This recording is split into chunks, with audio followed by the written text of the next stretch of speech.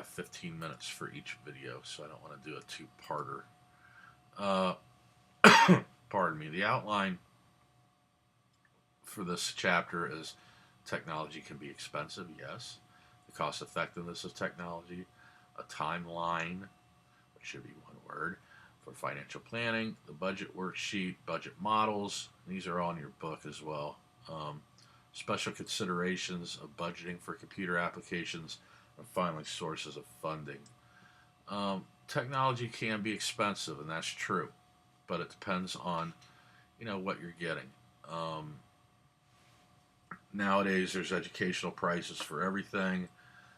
Apple has an education store. Microsoft's got an education store.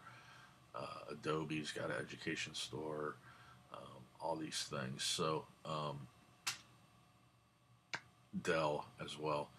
So it says here for each dollar spent on direct costs for hardware and software, another dollar or two spent on indirect costs such as training, and that's somewhat accurate. I mean, you're spending a lot of money not only for all the hardware and software, but all the other stuff that you have to get, training, maintenance, all these other things. Um, it estimates forecasts the total K through 12 education technology market hovering around $7 billion for fiscal year 2006. Yikes, that's old. And slightly higher in 2007 with the growth, ultimately reaching $10 billion spending in fiscal year 2010. Well, we're in 2014, so it's probably a little bit higher now. But again, it levels off. New technology comes out, gets saturated in the market, and then the price goes down, as we know. So technology is actually becoming more and more less expensive. So the cost effectiveness of technology in the long run, computers save school money? Savings are not yet proven. Well, they are proven. They are saving money a little bit. The cost of technology is an interest to you as administrators, school board members, teachers, union representatives, and taxpayers. So all these stakeholders have a vested interest in saving the school money. And in today's world of accountability, as you know, you're going to be under the microscope to make sure you're making the right decision as an administrator for what your school or school district is doing in terms of technology and money. So using it wisely, yes, computers can save you money. Okay, so we'll talk a little bit more about that as we go on. This is just a digital timeline, and you can look at this in your book, but this is the 2015 here at the end is what we're looking at, and this post microcomputer age that we're in now is very interesting. A lot of times now we're asking students to bring in their own technology, and it's called BOT. Bring your BYT, bring your own technology. And a lot of students are doing that. They're bringing in their iPads, their handheld things, laptops, and so forth. So that's a nice, fun little graphic. You can check it out. Proposal worksheet. Again, you're going to be inundated with these things as administrators, and you're going to have to identify all the things on there that you want to do. And it has to be done in a nice, neat, professional manner because you're going to be presenting this to all the stakeholders, the board and the parents and everybody else, and it needs to be done in a professional manner. So you need to look at that. Now, I've just proposed a new software for the DRS, and it's a really cool software. I'm going to show you just a little bit of it here real quick. And it's this Z space technology where you can see the 3D CSI, really cool stuff coming out. And this is state-of-the-art stuff, but it's very, very expensive. I imagine 5 to 10 years this is going to be a lot cheaper. But again, I have to do a proposal, to do all this, the dean has to be on board, the superintendent, DRS has to be on board.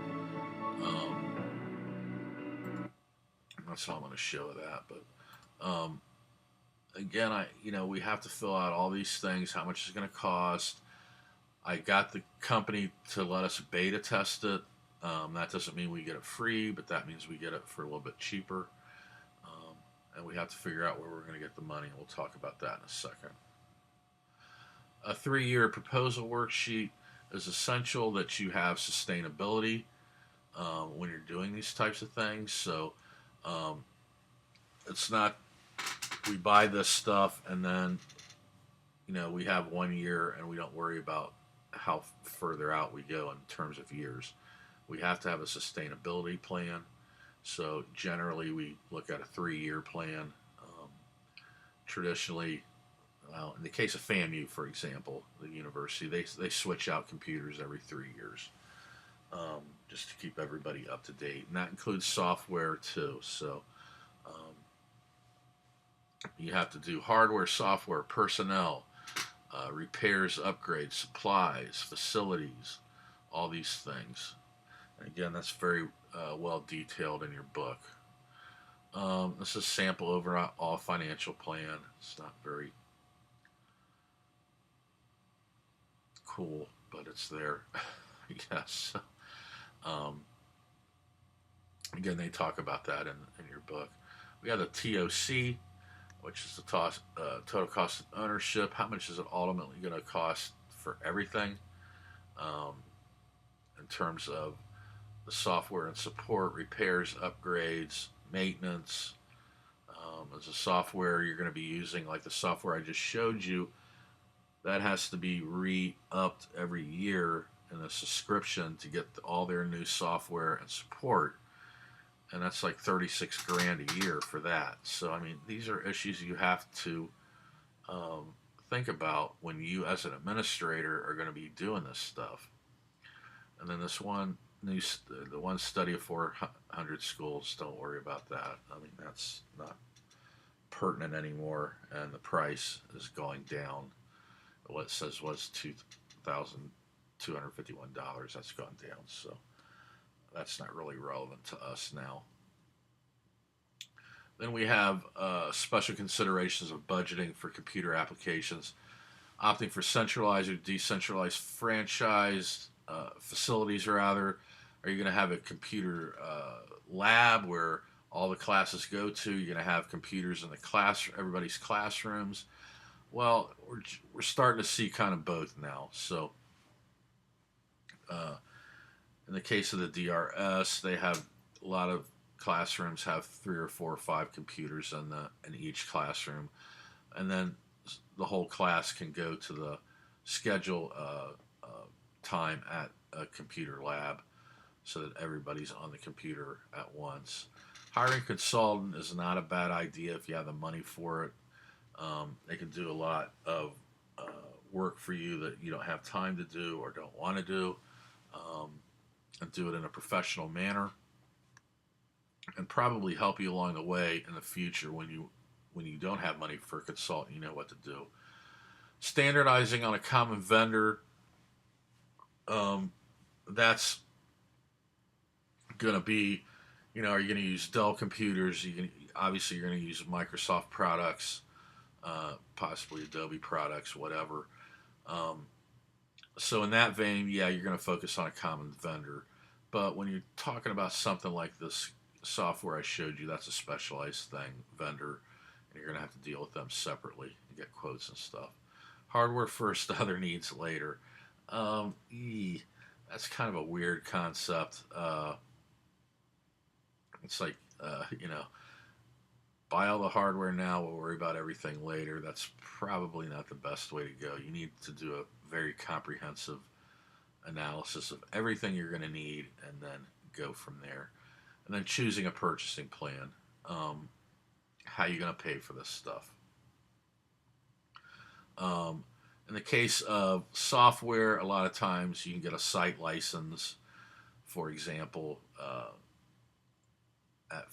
at Florida A&M, we have a site license for Microsoft Word, Office, and they have they buy a license for 15,000 copies, and it's all on one person